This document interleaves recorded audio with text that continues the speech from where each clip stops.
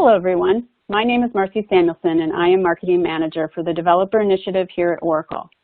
Thank you for attending today's Tech Classroom, Visualizing Oracle Kubernetes Engine, Real-Time and Historical Metrics with Grafana. Before we get started, I would like to review a couple of housekeeping items.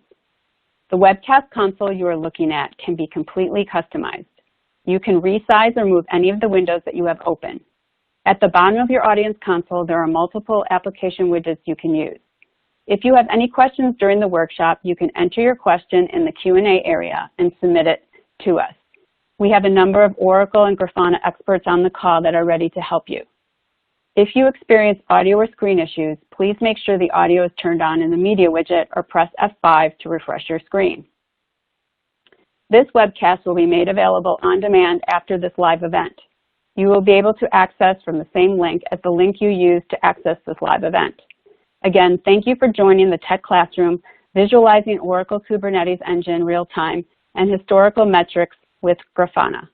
This webcast will be presented by Marcus Olsson, Developer Advocate at Grafana, Björn Rabenstein, Software Engineer at Grafana, and Gilson Malo, Principal Product Manager at Oracle. At this point, I will turn it over to Gilson. Thanks, Marcy. Hello, everybody. This is Oracle Safe Harbor, and I'm going to give you a few seconds to read it.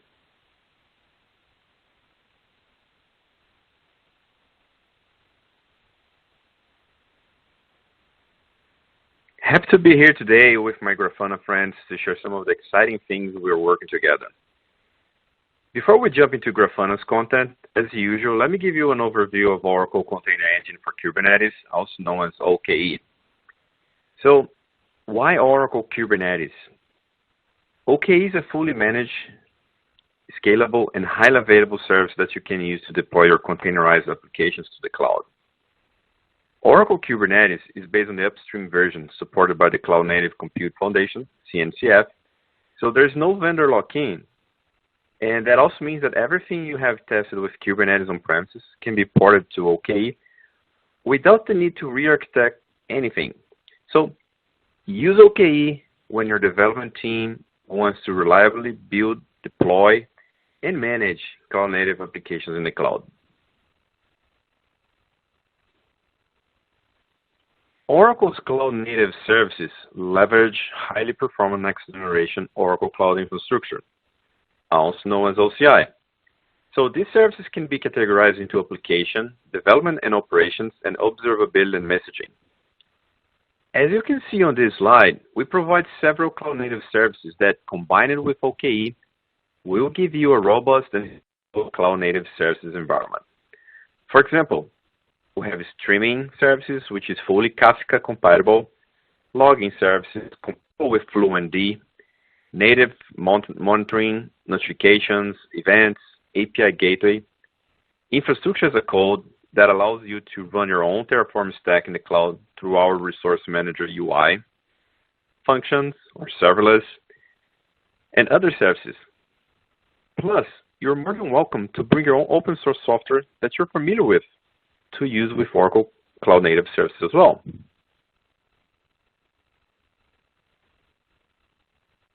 Oracle is a platinum member of the Cloud Native Computing Foundation and a member of the Open Container Initiative Linux Foundation project.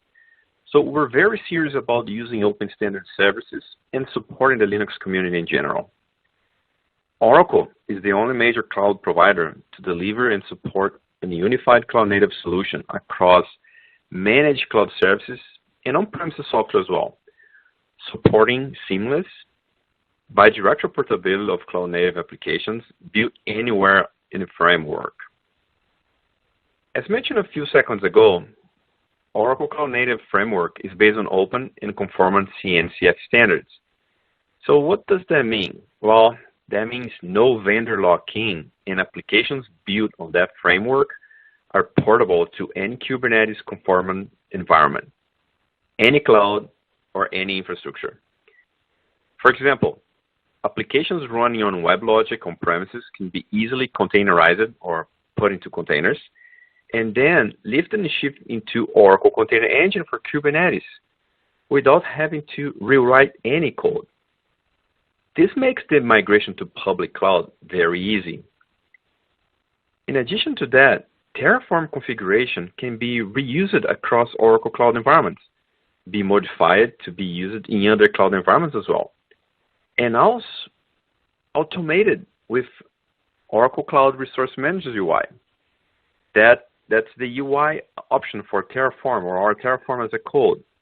So that allows you to replicate a whole environment in a matter of seconds, destroy a whole environment, and create a brand new environment in the Oracle Cloud infrastructure.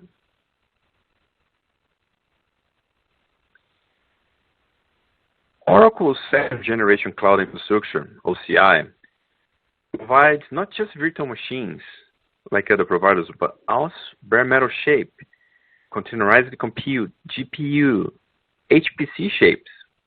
It can be used for our most intensive workloads like AI or machine learning, for example.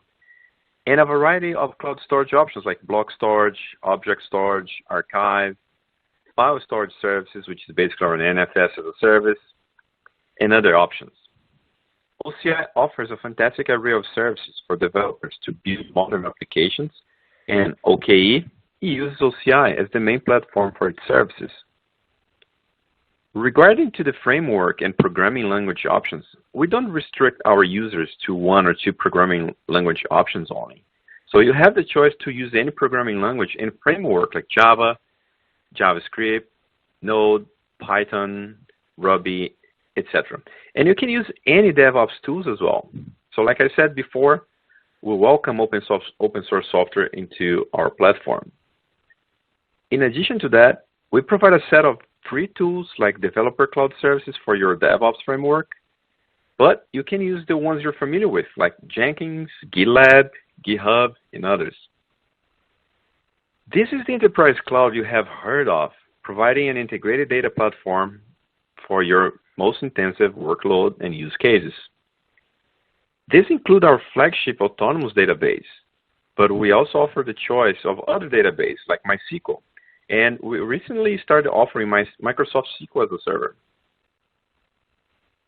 Finally, we provide several services that help you manage, secure, and monitor your applications. And the Grafana team will share more details in a few seconds about how you can use their services with Oracle Container Engine for Kubernetes.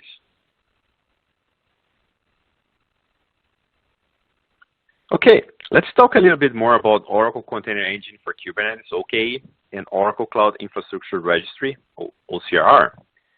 OKE is a developer-friendly and enterprise-ready managed service that runs highly available Kubernetes clusters with the control, security, and performance of Oracle Cloud Infrastructure, while keeping peace and compatibility with the CNCF ecosystem.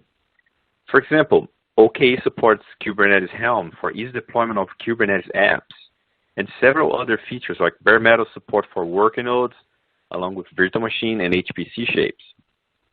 OCR, or Oracle Cloud Infrastructure Registry, is a highly available container registry service that enables users to easily store and share their container images.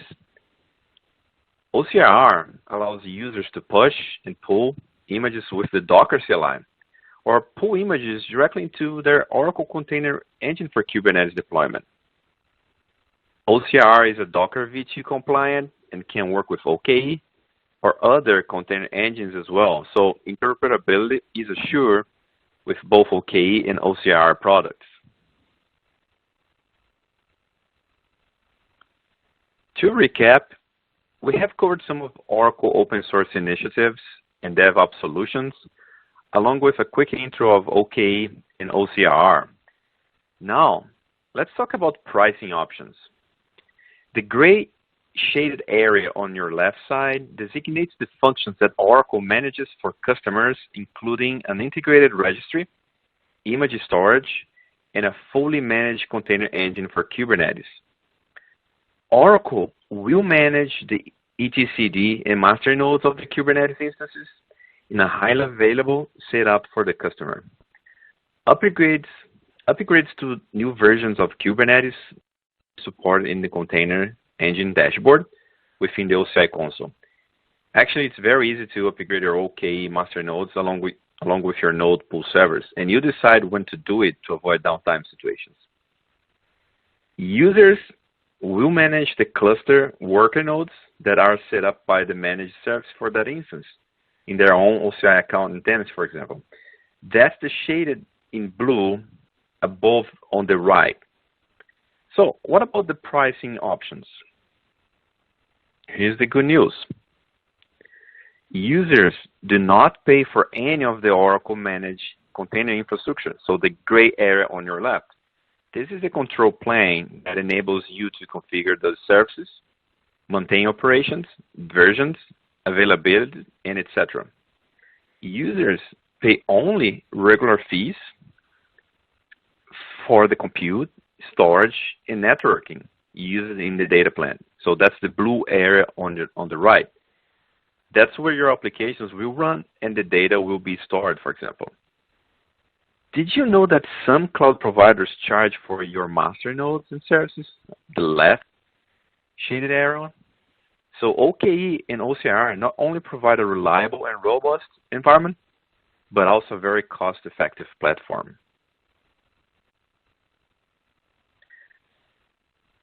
Okay, we talked about some cloud-native services, Oracle open source initiatives, pricing options.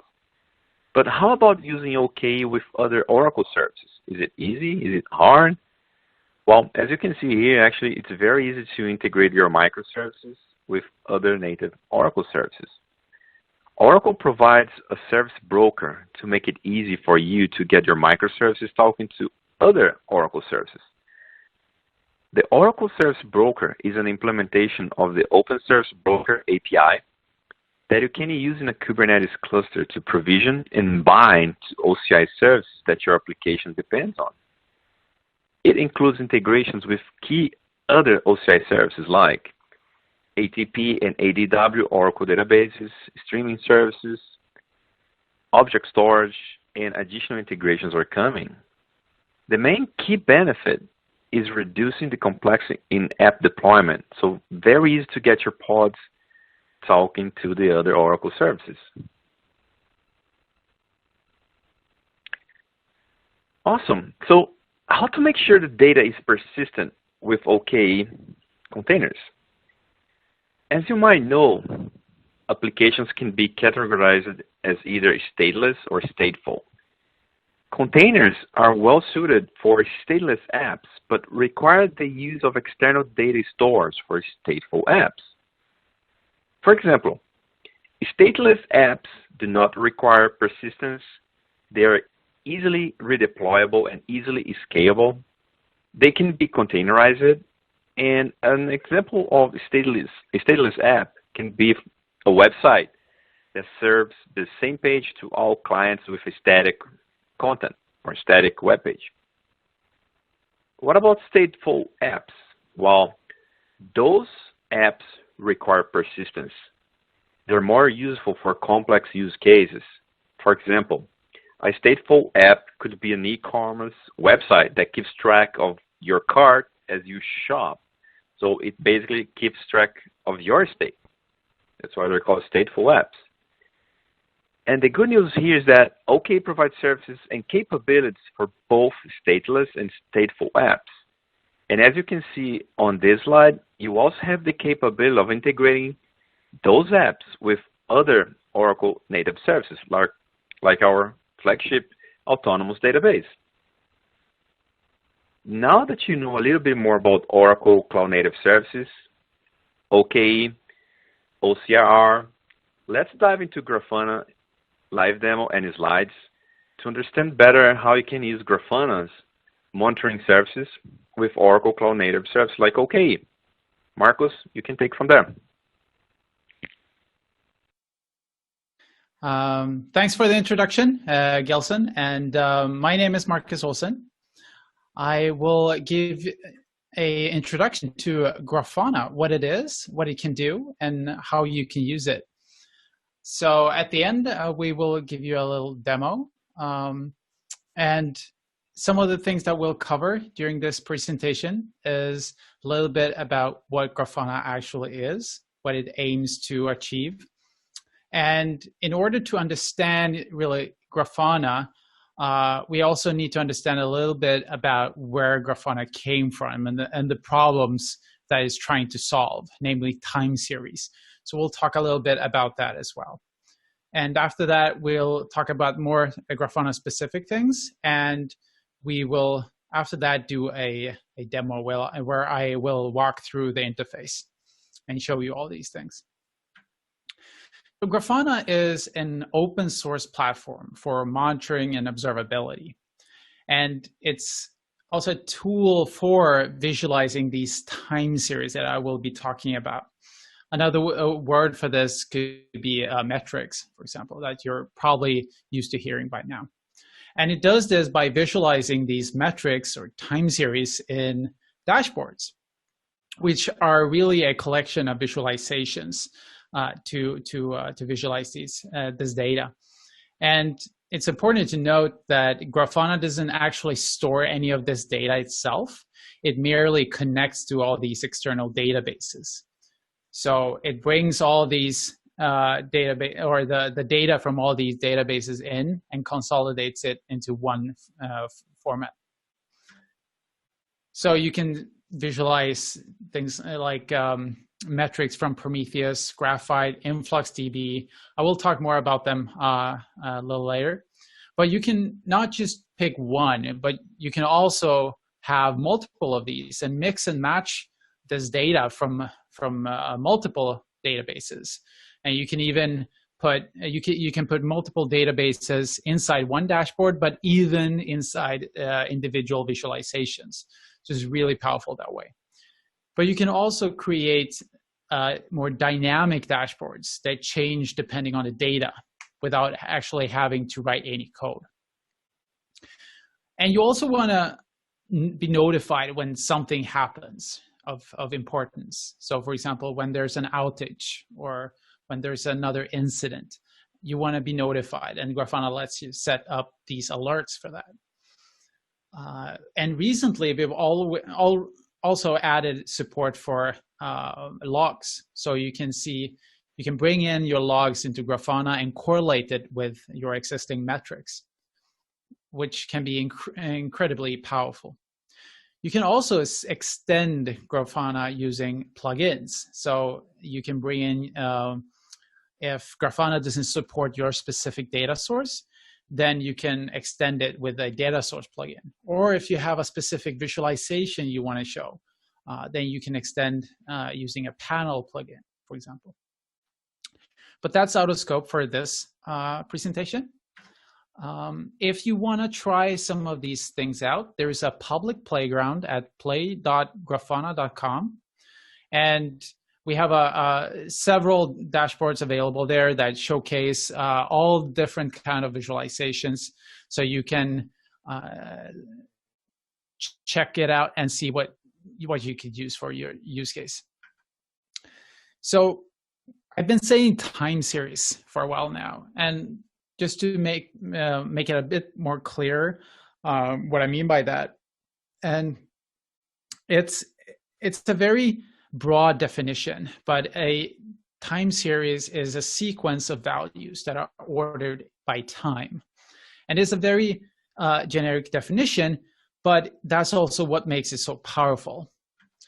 So instead of calling it these values, we could also call these pairs of timestamps and values as measurements. So we're taking all these measurements as we go, which also makes it naturally sorted in time, because we can only measure at the point of time where we are right now. So we just keep appending at the end of the series. And most time series are measured at even time intervals. So for example, every 10 seconds, every hour, every month, or even every year.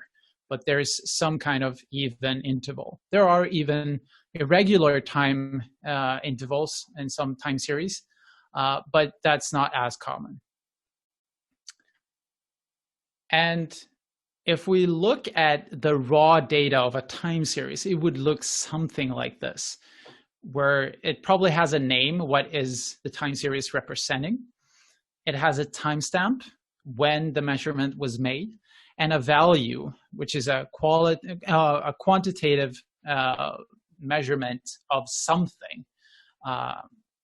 And that can be really anything. But looking at the raw data can be very tricky to make any sense out of. We as humans are really bad at looking at raw data. So instead, it's very common to visualize time series data as graphs, where you put the time axis as the x-axis or the horizontal axis, and then the value along the y-axis. And you would see something like this. So it's more powerful since you're able to notice patterns or even seasonality in your data. For example, do we have peak hours every night, for example? Or is there something that's happening every day or every week, perhaps? And time series are all around us, and it could be temperature over the course. So this is a time series that we're seeing that has been measured once every day throughout August 2017. And we can see some patterns here. And that's not the only thing. We can also visualize things like the stock market, share prices, and the idea is the same, where you have time along the x-axis and a value along the y-axis. And this is really what Grafana is meant to do, to visualize these time series. And when you have these time series available, you want to be able to store them somewhere, possibly long term. And during the last years, there's been an uprise in what's called a time series database. And these are specific databases that are optimized for the use case of time series. So when you have these timestamp value pairs, basically. And I won't go into detail on these optimizations, but there's also nothing stopping you from choosing another database like MySQL, for example. But you will get some extra efficiency when you're storing and querying time series from these databases. And there's quite a few available. Some of them that are supported by Grafana is Influx, DB, Prometheus, Graphite, and more. But there's nothing stopping you from writing a plugin that supports your time series database. So that brings us up to Grafana. And in a nutshell, what Grafana does is that it connects to all these time series databases, or as we call them in Grafana, data sources. So what we can do is that we can write these queries written in the language of the data source, and we can query that data into the browser and visualize it. And that means that we can combine these queries with our visualizations in Grafana, and we form what's called a panel. And the next step is that we combine all these panels, we curate them into a dashboard to tell a story about the system, perhaps, from multiple perspectives. And what I mean when I say a data source, it's essentially a connection to a database. As I was saying earlier, we don't actually store the time series in Grafana. So we merely connect to it and query the data as we need it. So this allows us to query the database in a very efficient manner and then visualize it by using a common format that we use for all these databases. And the next step is the panel, which is the building block really for everything that's done in Grafana. It consists of a query and a visualization. And this combination, the data and the visualization is very powerful.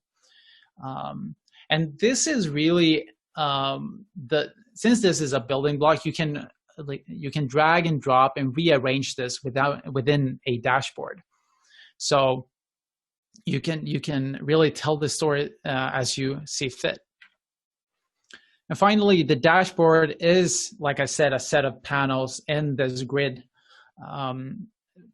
But the interesting idea is that they all share a time period. So you're looking at the same time period or the interval for every single panel in a dashboard. So you can, if you zoom in on an incident, for example, you will be able to see that in every panel. And these dashboards can be made dynamic as well, because you can create these variables which allow you to inject values in your queries. So you can write one query and then you can select to change part of it as a user. You can also annotate important events, like when you did your last release, when you observed an incident, for example. And that will occur in every panel as well. So I will show you some of these concepts now in an environment. So the first thing you'll see when you open up Grafana is this view, the home dashboard. Here to the left, you'll see some of the more commonly viewed dashboards that you've been looking at. But more interestingly, you have the dashboard here to the left.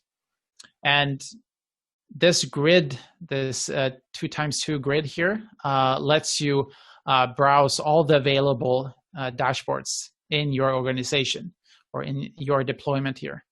So as you see, we have quite a few already, but we will create our own. And we can do this by going to the sidebar again, clicking Create and Dashboard. And that's it. Then we have now an empty dashboard that we can start playing around with. And since Grafana knows that we're probably going to want to add a panel to our dashboard, it helps us, it already opened up a guide here for us. So we can choose either to define the query, or we can choose the visualization. For this use case, let's choose the query first. So when I click that, we'll go into what's called the edit view. And here we can start editing the query.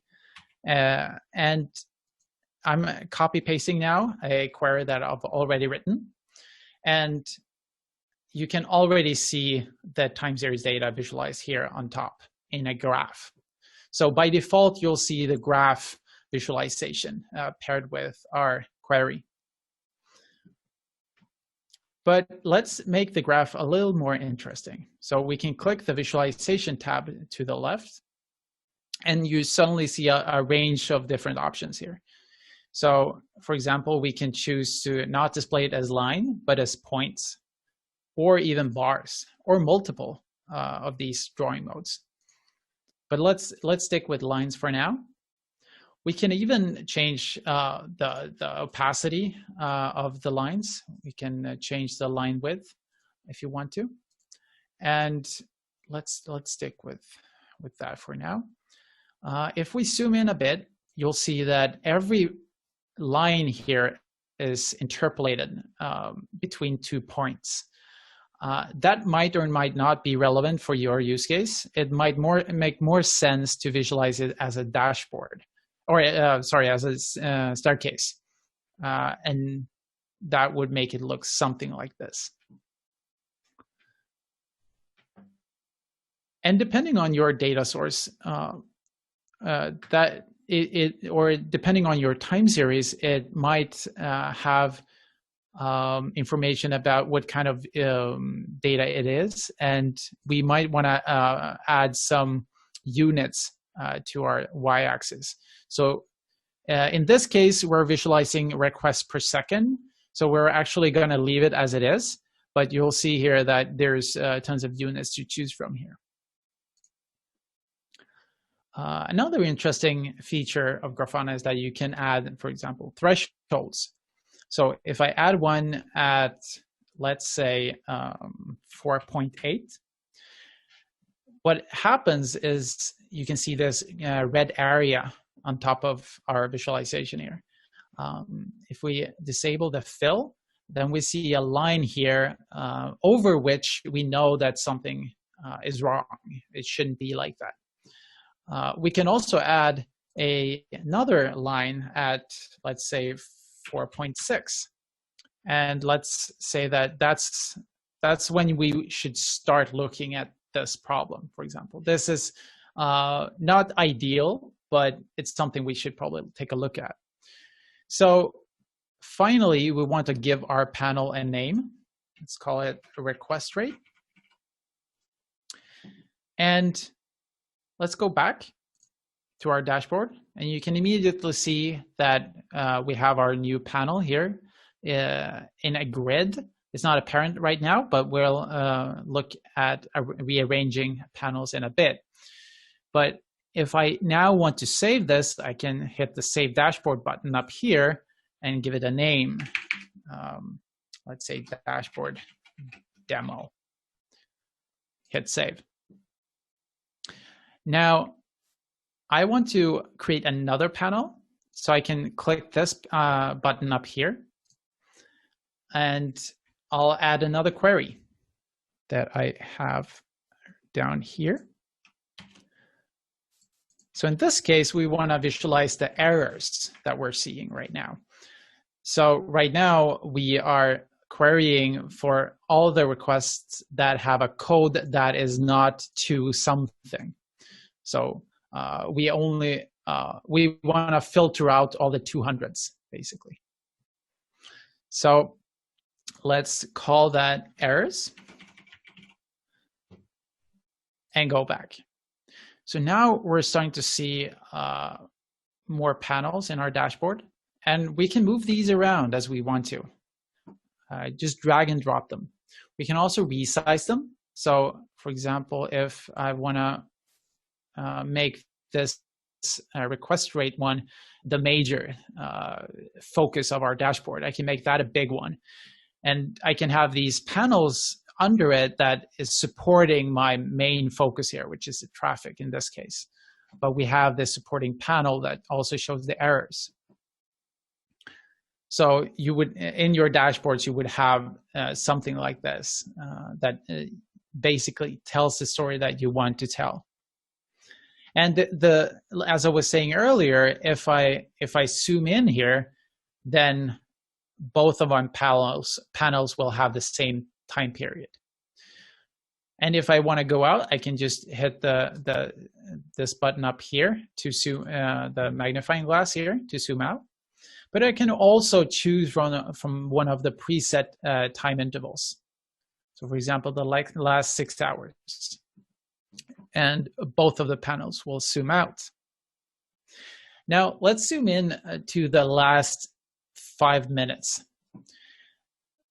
So by default, the data is coming in, but it's not being refreshed. So we can hit this button up here and we will see the new data. I'm consistently hitting this button right now. So we're seeing that the new data, but ideally we want it to update automatically. So let's set it to update every 5 seconds. And hopefully, yes, that there's more data coming in. So the next thing I want to show you is how to make this dashboard a little more versatile or dynamic. So we can do that by adding what's called a template variable. So we hit dashboard settings up here. We go to variables. And as we see now, we don't have any variables created yet. So let's do that. Let's call this code. And variable is called code. And there's a set of different variables you can create. But for now, let's stick with query. And what that lets us to do is it lets us query Prometheus in this case for the values that we want to show, the values that will be in our variable. So in this case, we select the data source that we want to look at or where we want to fetch our values.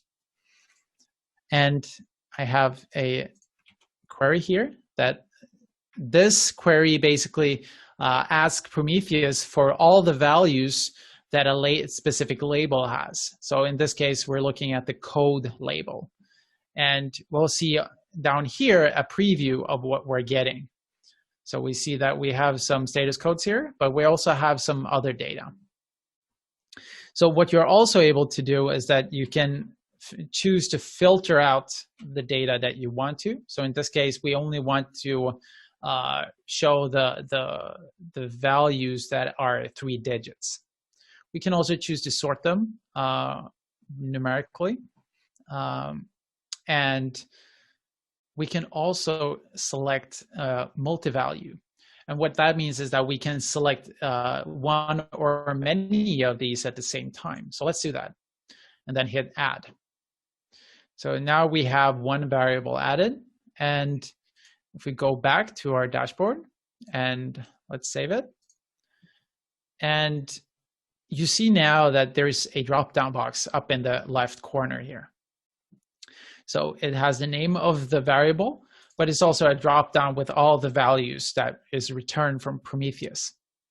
So in this case, I could select, for example, 500s. But you see now that nothing is really happening at this point because we aren't really using this variable in our dashboard. So what we can do instead is we can go to our errors dashboard here, or errors panel. If we hit this this title here, we get a drop-down menu, or we get a context menu.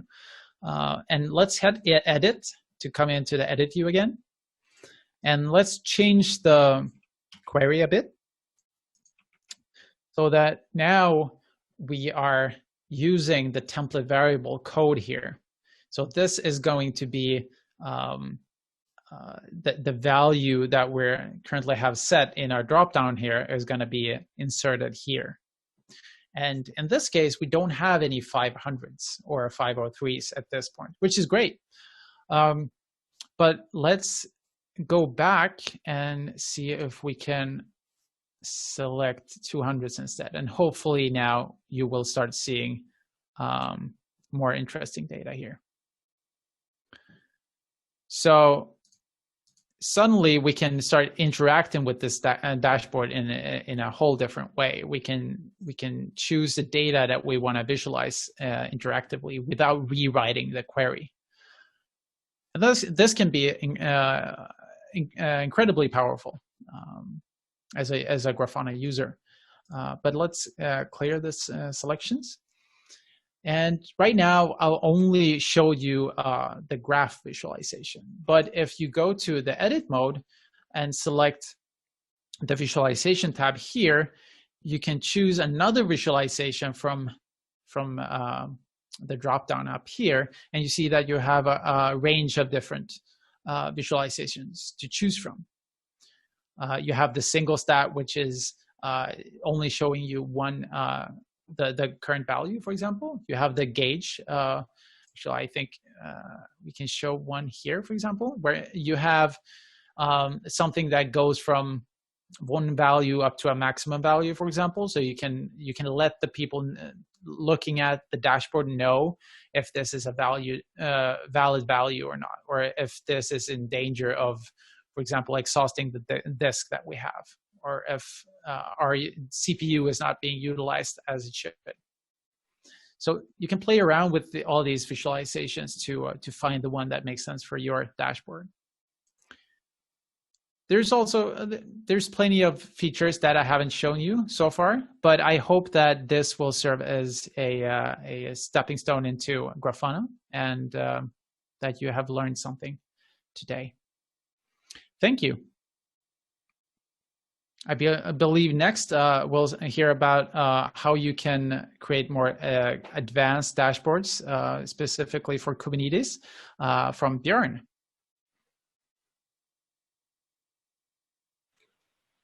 Thanks, Marcus. Now I'll go ahead and share my screen here to show you some other stuff. Okay, that's it. So this is the one, right? So this is what Marcus already showed you, just that I have a few more dashboards here because it displays all the dashboard I'm using regularly. There are quite a bunch. if you go on manage, what Marcus also did, this is what you saw before. Now we have a dashboard demo here. That's the new one we created. But all of these others, I wasn't just frantically clicking together these. They are all installed out of the box on this Grafana instance. And there are now a number of methods how to do that. And we have used a specific one, which is very much in line with how we deployed this whole system. Of course, for like self-reference, we deployed the Grafana instance and the Prometheus server that monitors this Kubernetes cluster all into OKE. And that's, we described that in a blog post that should be live at the time you're watching this. So we'll provide a link in the show notes where you can see how to do this in this particular way. We use JSONet to deploy those things. And this plays nicely with something called Mixins. There is a GitHub repo for all those Mixin projects to bundle them. We'll also provide a link, but you can see it here. These are JSONet templates to describe dashboards, rules, and alerts. So here we are talking about dashboards, but you can also talk about rules and alerts. Not today. We have in particular installed the Kubernetes Mixin and the Node Mixin. So we get dashboards out of the box. You can configure those so that they will fit your need. But we essentially didn't configure a whole lot here. It was very minimal, and you get all those dashboards out of the box. And this is great to just see a few things, how they work out when you want to look at your Kubernetes cluster. Let me first check one thing, because if you are like a global organization, you have data centers all over the world. There's one important thing. You should always set your time zone to UTC. It's already done here, probably because I did it. So those out-of-the-box dashboards are set to a default time zone, and that could just be your local browser, and it's always very confusing if you get different time zones. If you look at the logs on a server later, this is very important, correlate things, then they are probably timestamped in UTC. So I always set everything to UTC. And I need this really because I tried to create a few disasters on our cluster before so we can look at them. Actually, I wasn't very successful in creating disasters because it's all quite robust, but you'll see a bit here. So my favorite dashboard here is the Kubernetes Compute Resources Cluster dashboard, because that shows you your resources you have in the cluster. Now, the little demo cluster here is just 3 nodes in OKE, but that's still plenty for our demo workload. So we have a demo app called TNS. We have our Kubernetes system running here, and we have a namespace called default. We'll later see what's working on there. And here you see CPU utilization is horrible. We are way too overpowered here. But all our pods have requested something, so that's how much of our CPUs we have requested. Some are also specifying limits. There's a lot of discussion in the Kubernetes community when you should just request things and when you should limit them. I'm not going into details here, it's just what the dashboard shows to us. Same about memory, so we are all relaxed here. But that's something where you can look at and do your capacity planning with, especially if you look at longer time frames. Like we have collected data for 2 days by now, and you see this is what's going on here. You can, for example, see sometimes that a new namespace was deployed and was taking a lot of resources, and now you're in trouble resource-wise. We see things going up and down here. Just as an example, let's imagine we are interested in this little peak here. So as Marcus has already showed before, you can just mark this and zoom in and see what's happening here.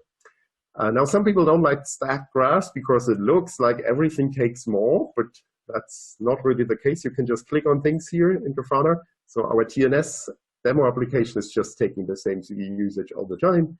Kubernetes system, same thing. And default is actually what's doing the bump here. I mean, if you know how to read Stackgraphs, sure, actually. So here's our Stackgraph again. You see they're all the same height here, and only the green thing is going up. So you can actually drill down. You can click on this default here. This is another panel type, a table.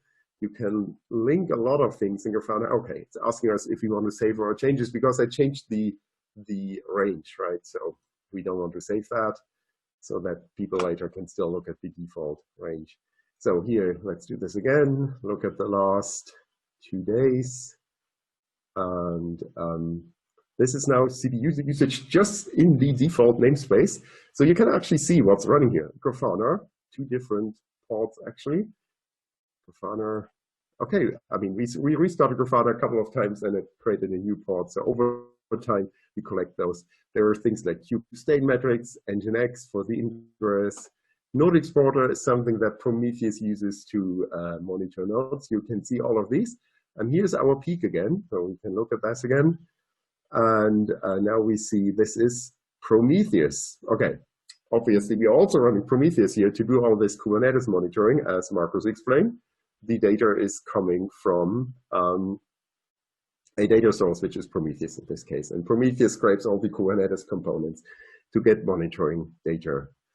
So it's Prometheus itself. And from here, we could even drill down further. Let me check. We can click at those things like Nginx. Nginx is also having this peak. It's just not as strong as the Prometheus peak, so the bulk CPU usage is coming from Prometheus, but Nginx is correlated to that. And Grafana is also showing that peak. So you can already imagine that's probably when somebody heavily used our Grafana instance to look at some dashboards or even exploring their own queries. And Grafana was busy, Prometheus was busy, and also our ingress Nginx was busy with that.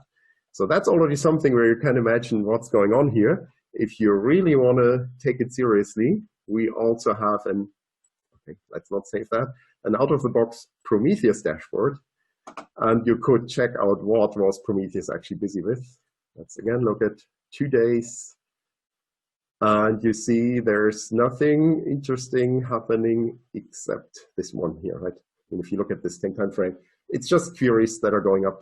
And this is what we expected, right? Somebody was just playing with Grafana, creating a lot of Prometheus queries and creating some CPU usage.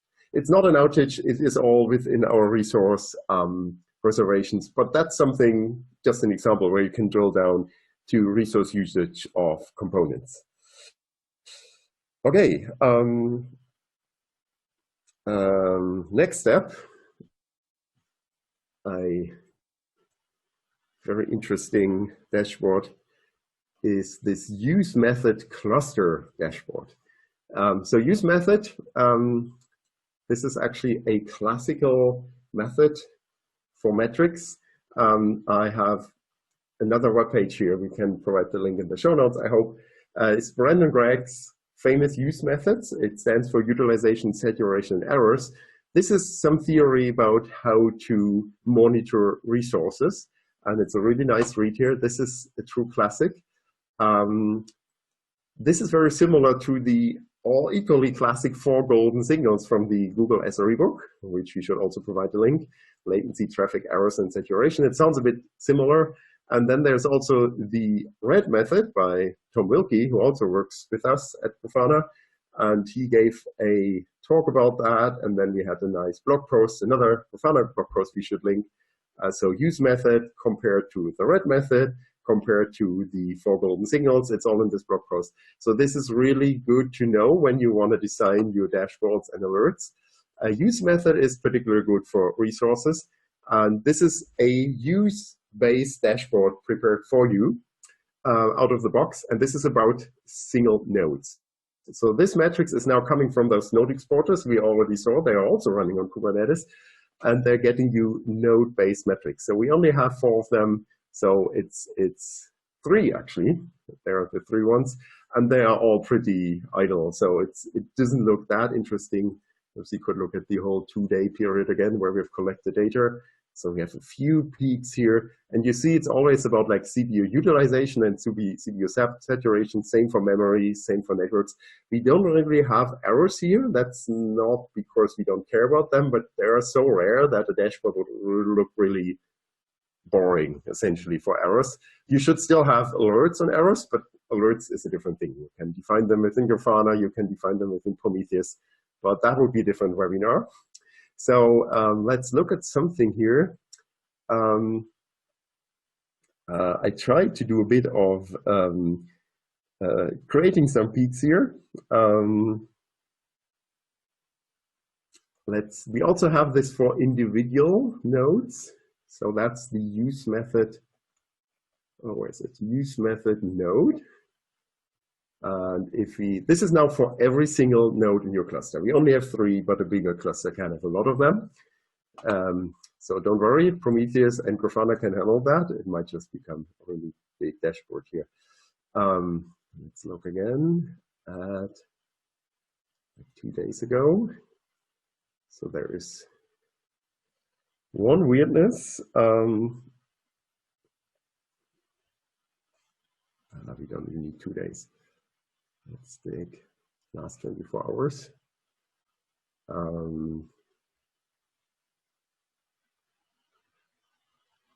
Today, around 12, you see a disk utilization peak here, right? So again, you can zoom into this and look at it. And there you see the I/O really went up a lot here. And the saturation went even up to, like, saturation is how many requests were in the waiting queue. It's a bit difficult to understand, but there were a lot of I/O on the disk happening. You also see the disk space went up. So this was, I mean, this is very interesting to investigate. This was just me trying to create some weirdness by logging into the node and just creating random data on the machine. I just wanted to make it create a peak. But that's something like, let's say you get an alert about this filling up, and it's really helpful to see when did this start, how steeply went it up, on which node is it actually, and then you might find the root cause for that.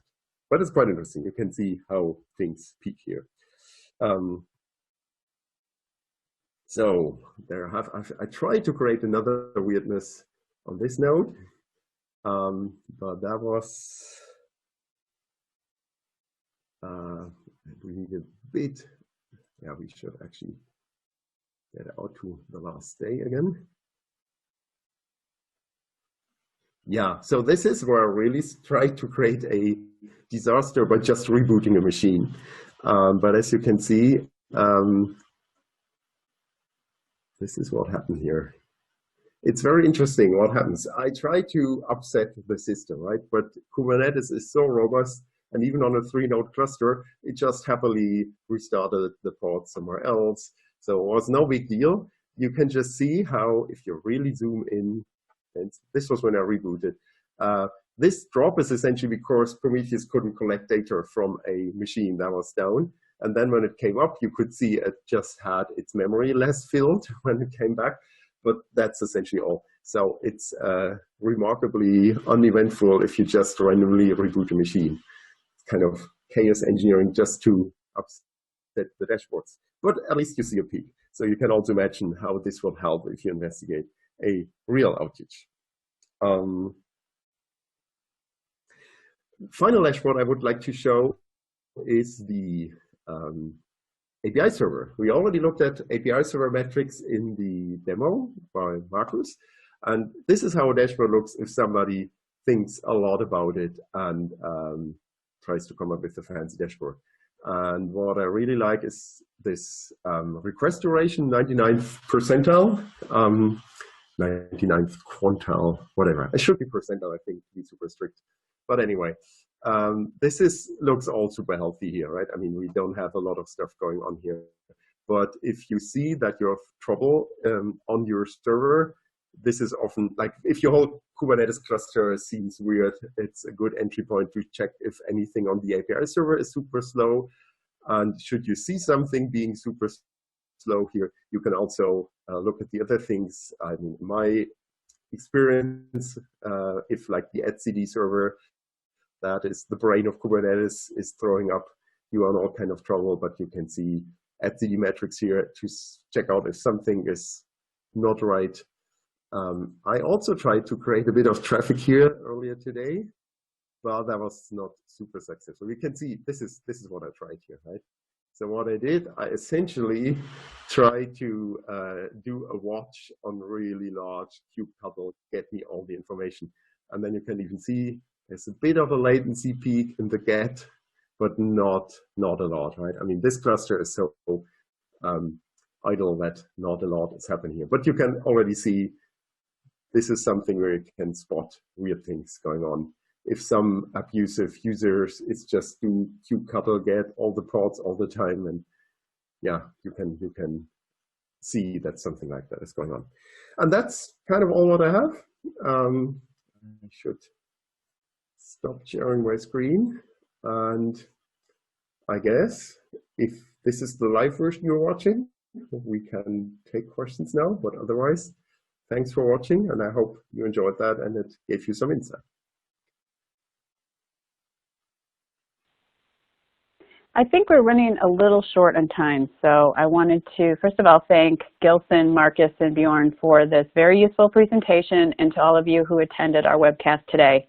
This live webcast has been recorded and will be available using the same link you used to access the webcast for this live event. Please feel free to access the link in the resource list to sign up for another live event or access one of our other on-demand webcasts.